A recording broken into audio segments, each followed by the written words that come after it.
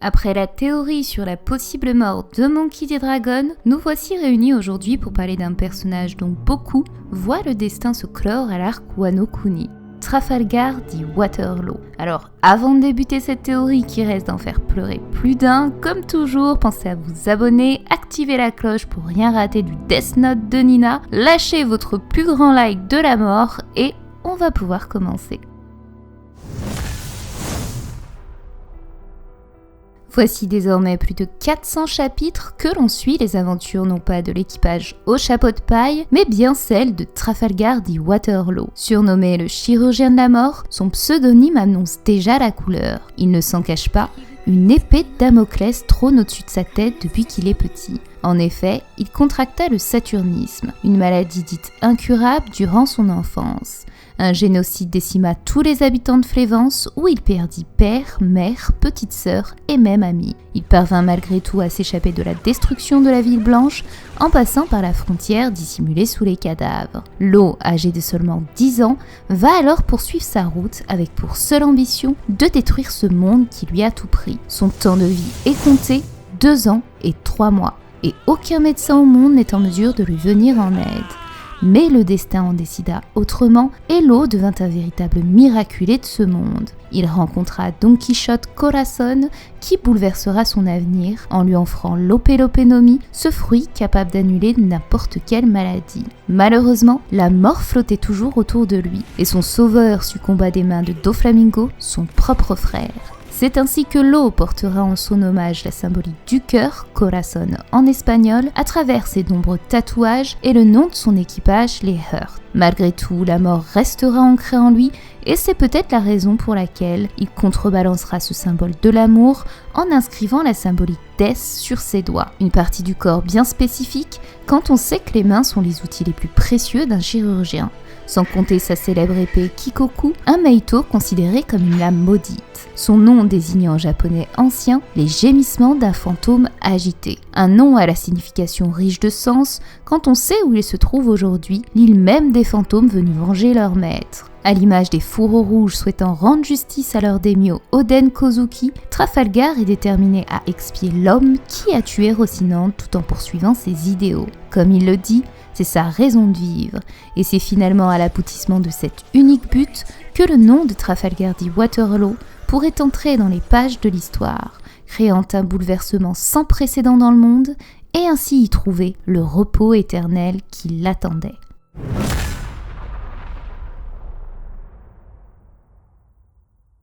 13 ans, c'est l'âge auquel Lo établit son plan d'action. Tapis dans l'ombre et sans que le gouvernement ne s'en aperçoive vraiment, ce Di est devenu en l'espace de quelques années un personnage aussi important et présent qu'un Mugiwara. Réputé pour sa cruauté, il figure parmi les 11 prestigieux supernovas avec une prime s'élevant aujourd'hui à 500 millions de berry. Il est le seul pirate à être à la fois l'un des 11 supernovas et l'un des 7 Shichibukai. Et ça ne s'arrête pas là. La rareté de Lo s'implique par le fait qu'il est aussi le seul capitaine corsaire à avoir été sous les ordres d'un autre Shichibukai. Ainsi, chacune de ces nominations le rapprochait un peu plus de son but, venger Corazon et stopper les folles ambitions de Doflamingo. Quand Barbe Noire et les rookies se lancèrent à la conquête du Nouveau Monde, seul Lo décide de rester à la grande surprise de son équipage. Comme il le dit, il attend le bon moment. Une fois de plus, Lo est minutieux et stratège. Son équipage ne le sait pas encore, mais leur capitaine a mis en place un plan qui va déclencher la plus grande guerre que ce monde ait connue. Sous toutes ses doubles identités, il est parvenu d'une main de maître à manipuler les hautes têtes de l'organisation souterraine de la pègre. Tel Donnie Brasco, un film que je conseille à tous ceux qui ont plus de 18 ans, il obtiendra la confiance du Joker pour mieux opérer dans l'ombre et ainsi fracturer de l'intérieur ce cartel. De Punk Hazard à Dressrosa, son plan, malgré les embûches, s'est déroulé à la perfection. Le commerce des smiles et d'armement ont été démantelés et Dressrosa a été libéré de l'emprise de Doflamingo grâce à son alliance avec le supernova Monkey D. Luffy. La tête pensante de ce réseau et assassin de Corazon est tombée. La volonté de Rocinante a été respectée et c'est le cœur soulagé que Lo peut désormais laisser reposer en paix son mentor. Pourtant, rien n'est fini. Les ambitions de Doflamingo résident toujours et comme il le dit, que deviendront ces monstres maintenant qu'ils ont perdu leur source d'approvisionnement ? Qui va pouvoir les contrôler désormais ?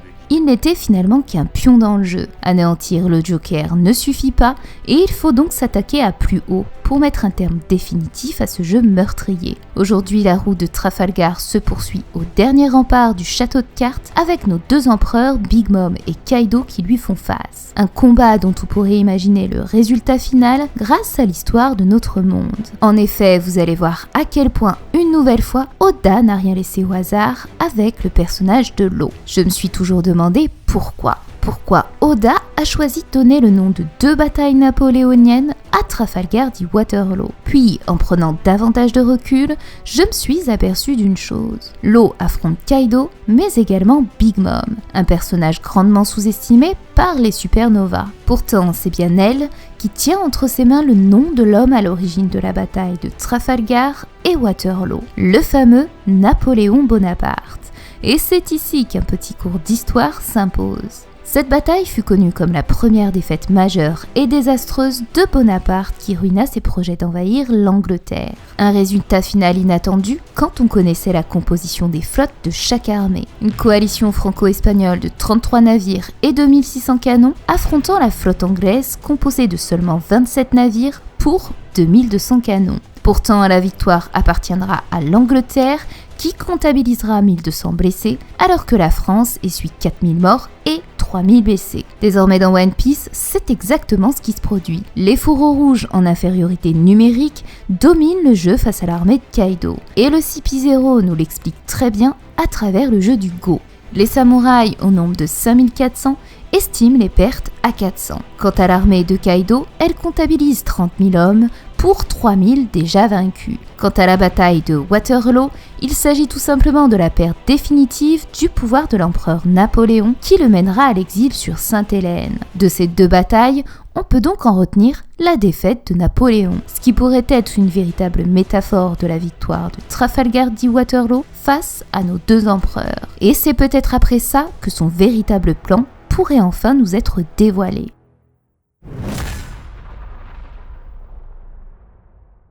Depuis l'entrée du Nouveau Monde, Oda a pris le parti d'inclure plusieurs noms de jeux dans l'équipage de Doflamingo et Kaido. Le Joker, les As, le Roi, la Reine, mais également le Poker ou encore le Shinushi. Et pour gagner à tous ces jeux, il faut toujours garder un atout dans sa manche.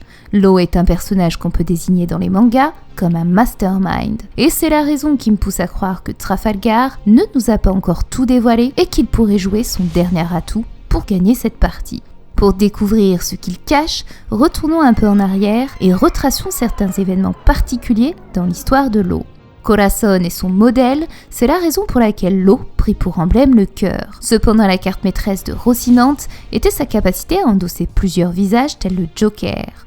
Au-delà d'être un noble mondial, il était infiltré dans l'équipage de Doflamingo et travaillait secrètement pour la marine en fournissant des informations à Sengoku. Pour communiquer, ils avaient tous deux un nom de code. Des années plus tard, on retrouve ce même schéma avec Drake et Kobe, répondant sous le nom de code Mer et Brouillard. On apprend alors qu'ils sont membres d'une unité secrète de la marine, le SWORD. Et c'est ici que tout devient intéressant, puisque les liens vont se tisser à travers tous ces personnages. Law et Drake possèdent plusieurs points communs, ils sont tous deux supernovas, mais sont avant tout liés par l'Opé-Lopé-Nomi, qui sera au cœur, sans mauvais jeu de mots, de cette intrigue. Toute une transaction commerciale se tramait pour obtenir ce fruit d'exception. Et avant que Corazon le récupère pour le donner à Law, c'est Jess Barrel qui le possédait. Et cet ex-officier de la marine n'était autre que le père de X-Drake. Cet enfant qui admirait autrefois son paternel a finalement suivi ses pas d'une manière inversée. Barrel était marine puis pirate,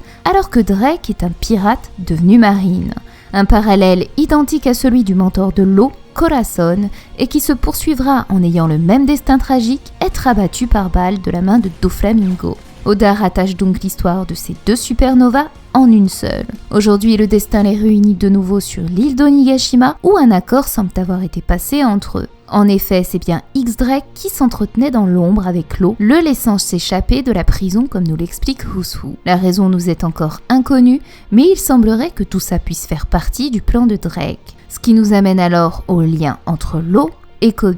Avant l'ellipse des 2 ans, Trafalgar semblait avoir un plan en tête, puisqu'il fut le seul parmi les rookies à ne pas vouloir rejoindre le Nouveau Monde dans l'immédiat. Comme il le dit à ses coéquipiers, faites-moi confiance, j'attends le bon moment. Nous savons que durant ces 2 ans, Law a obtenu le titre de Shichibukai après avoir envoyé 100 cœurs de pirates à la marine. Mais c'est au chapitre 700 qu'on apprend qu'il était le cerveau caché derrière l'incident de Port Rookie. On ne sait ni ce qui s'est produit, ni la tournure qu'a pris cet événement. 200 chapitres plus tard, cette histoire refait surface durant la rêverie. Et on découvre que le héros à l'origine du sauvetage des citoyens n'est autre que Kobe. Alors qu'a-t-il bien pu se passer? Là est toute la question. C'est précisément après ces 2 ans d'ellipse qu'a émergé l'unité du Sword, avec comme membres connus Kobe et Drake, 2 personnages comme on vient de voir, étroitement liés à Law. Et c'est ce qui me fait dire que Trafalgar pourrait être lié au Sword d'une manière ou d'une autre. Est-il à l'origine de sa création ou a-t-il simplement fait une alliance avec cette unité secrète à l'image d'Orochi et du CP0? Rien n'est moins sûr, mais je reste convaincu que rien n'arrive au hasard. Sengoku, ancien chef de la marine, était chargé de Rocinante et l'entretien qu'il a eu avec Law après Dressrosa me fait dire que le plan de Trafalgar a évolué, non pas au sujet de Corazon, mais bien sur le secret des dits. Sengoku est désormais l'unique membre de la marine, porte cette lettre mystérieuse dans son nom, celle qui motiva Rocinante à sauver le jeune Law et qui hante désormais l'esprit de Trafalgar jusque sur Wano, comme on le voit devant le poneglyphe d'Onigashima. Et c'est ce qui me fait dire que le véritable but de Law est ici. Après avoir vengé son maître en affrontant Doflamingo et ses alliés que sont Kaido et la pègre, après avoir marché sur ses traces en jouant ses doubles identités, désormais, il accomplira sa destinée, celle du salut des dits. Et cet apocalypse, il en sera acteur en sauvant ce fameux élu de la prophétie, Monkey D. Luffy. Doflamingo Don Quichotte a été vaincu. L'objectif que Law s'était fixé il y a 13 ans s'est aujourd'hui accompli grâce à Luffy. Et comme il l'a dit, si notre chapeau de paille perdait ce combat, alors il était prêt à mourir à ses côtés. Aujourd'hui, plus que jamais, Trafalgar lui est redevable. Et si jamais Luffy venait à mourir au sommet d'Onigashima, il n'est pas incertain que notre chirurgien se sacrifierait pour honorer cette dette. Mais finalement, sont-ils amis ou ennemi? Avant l'ellipse, Law présentait Luffy comme celui qui deviendra probablement son ennemi. À Punk Hazard, Robin avertit son capitaine que son alliance avec Law ne faisait pas de lui son ami et pourrait se conclure par une trahison. Enfin, à Onigashima, c'est Hawkins qui remet en cause le fait que Law semble avoir changé d'avis sur son alliance avec Luffy. La relation entre nos deux dits a donc toujours eu une très grande importance dans l'intrigue, comme si leur destin était déjà tout tracé. Leur rencontre permit véritablement à Luffy d'être un don du ciel, parce que oui, sans le sauvetage de Law, notre héros aurait probablement laissé la vie à Marineford. À ce jour, on ne connaît toujours pas les vraies raisons qui ont poussé Trafalgar à venir au secours de notre chapeau de paille. Comme il l'explique lors de son apparition à Marineford, même s'ils ont une relation hostile, ça n'en reste pas moins une relation. Et ça serait du grand gâchis que de le voir mourir dans une situation pareille. Rien ne l'obligeait à le sauver, pourtant il l'a fait. Selon Ivankov, il s'agirait de son instinct. Mais est-ce seulement ça ? 2 ans plus tard, c'est bien avec ce même Luffy que Law décide de s'allier pour faire tomber l'empereur Kaido. 2 dits alliés pour vaincre 2 anciens membres des Rocks, comme il y a 30 ans où Monkey D. Garp et Goldie Roger s'unissaient pour vaincre ce même équipage et qui s'inscrira dans la légende sous le nom de l'incident de God Valley, comme si le destin de cette lettre était une boucle sans fin. Et ce n'est pas fini, parce qu'au même moment se déroule l'événement majeur de la rêverie. Une guerre se prépare dans l'ombre pour abolir définitivement la monarchie des Tenryubito. Et le leader de cette guérilla n'est autre que Monkey D. Dragon. Enfin, il ne faut pas oublier le dernier D qui pourrait apparaître pour asséner le coup de grâce et à qui tout ça profiterait. Marshall D. Teach. Oui, toutes les guerres qui se préparent actuellement sont provoquées naturellement par des dits. Et c'est pour toutes ces raisons que je pense que l'avenir de Trafalgar se joue ici. Si son véritable objectif est de découvrir le secret des dits, ce que Corazon nommait les ennemis naturels de Dieu, alors qui de mieux pour trouver la réponse que celui lié à son destin depuis le départ? Monkey D. Luffy.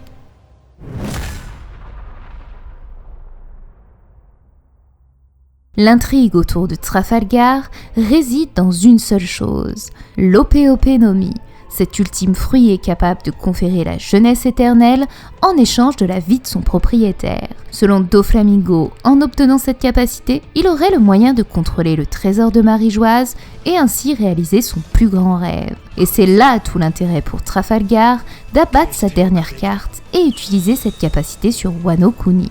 Actuellement, notre chirurgien est au cœur d'une guerre qui risque de mener à des conséquences sans précédent dans le monde.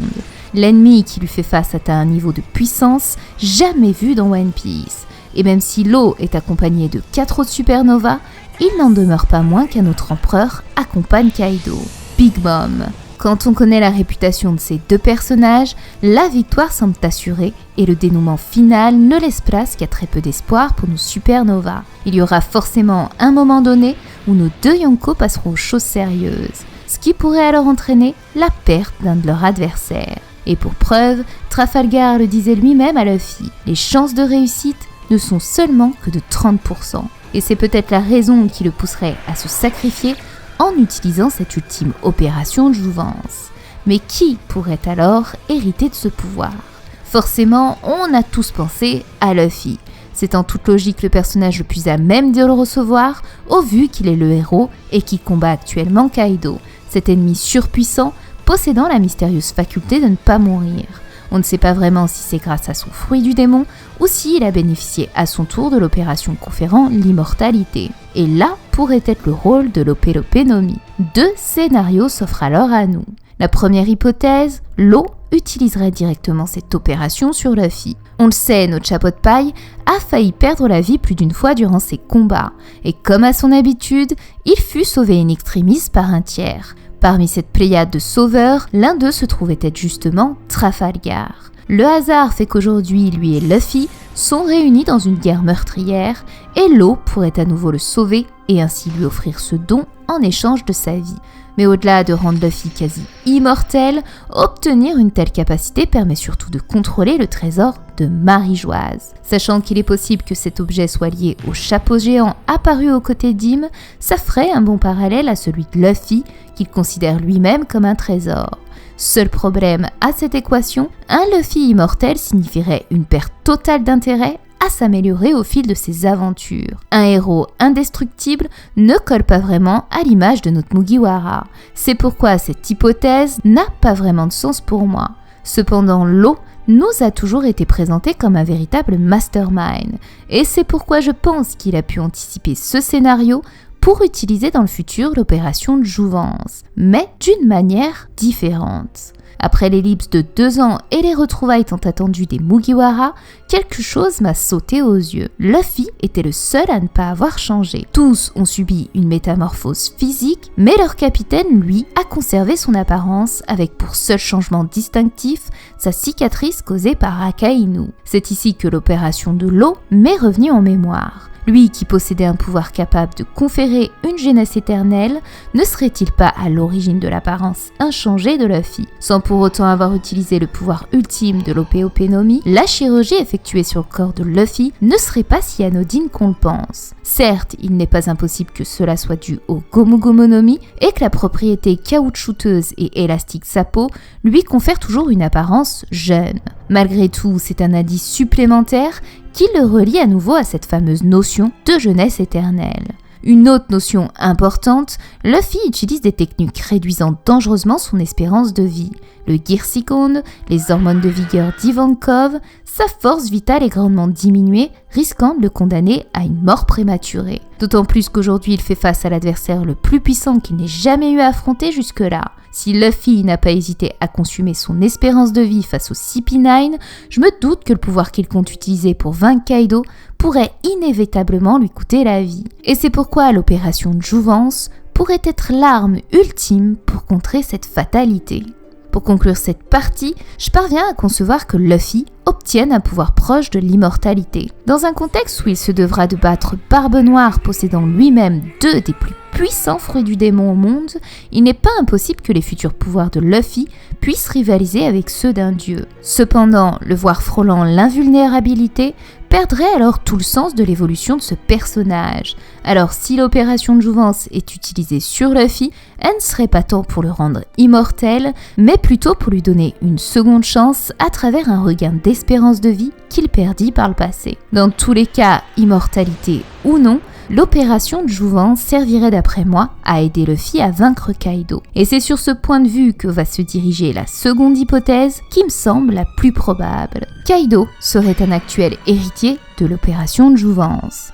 Trafalgar pourrait alors être en mesure d'annuler cette action, l'utilisant à nouveau et créant ainsi un effet inverse de cette capacité. Kaido serait alors privé de son invincibilité, laissant le champ libre à Luffy de le vaincre définitivement. Et là serait toute l'ironie et le sens caché de l'Opé no Mi. L'immortalité vaincue par l'immortalité. La boucle serait ainsi bouclée. Un symbole fort qui prendrait place au cœur même du pays inspiré du Japon et dont l'histoire s'écrit sur les plus belles métaphores de la vie. En effet, la symbolique de ce pays est incarnée par la fleur de cerisier, l'emblème des samouraïs dont la vie serait aussi courte et fragile que la floraison de ces arbres majestueux. Faire disparaître l'immortalité dans le pays dit de l'éphémère serait une conclusion poétique et au sommet de l'art que semble vouloir retranscrire Oda dans son œuvre, et ainsi montrer que la mort fait partie de l'équilibre de la vie. Accorder ce salut à l'eau serait la quintessence d'une mort idéale,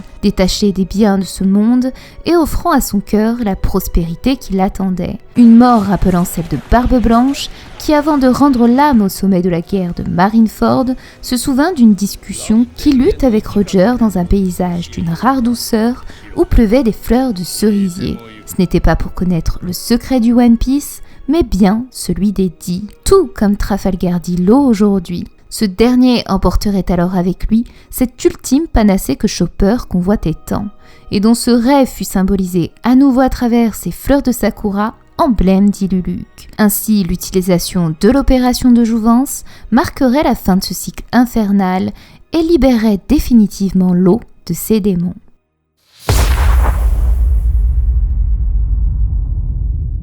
De ces deux hypothèses, on en retient avant tout que le but de l'eau a toujours été de venger son maître. Son intérêt scénaristique prendrait alors fin au moment où son objectif sera accompli, tout comme Luffy lorsqu'il aura obtenu son titre de roi des pirates. Dire adieu au personnage de Trafalgar en concluant par l'utilisation de ce fruit permettrait de clore définitivement le livre sur Doflamingo et atteindre la quintessence de sa vengeance.